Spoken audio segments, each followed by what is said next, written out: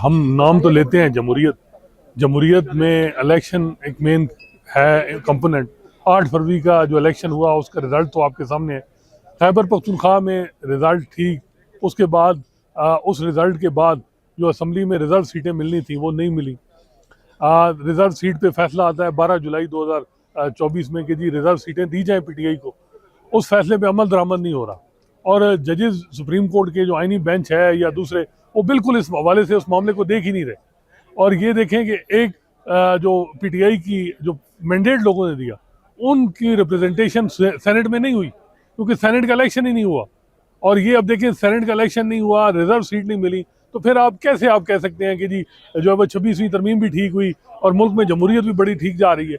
और ये इस जो ये मौजूदा रजीम है इसने बज़ाहिर एक लग रहा है कि एक नया ट्रेंड चलाया है कि जी जो फैसले आपको पसंद नहीं है उन पर अमल दरामद ना करो। और हम देख रहे हैं कि 90 दिन के अंदर इंतखाबात का मामला है, उस पर फैसला अमल दरामद नहीं हुआ।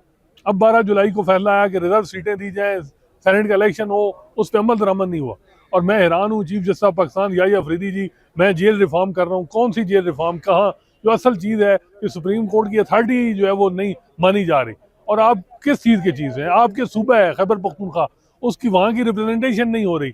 जो है वो सेनेट में जो है वो 12-13 सेनेटर जाने थे वो नहीं गए और सेनेट नामुकम्मल है, पंजाब प्रोविंशियल असम्बली नामुकम्मल है।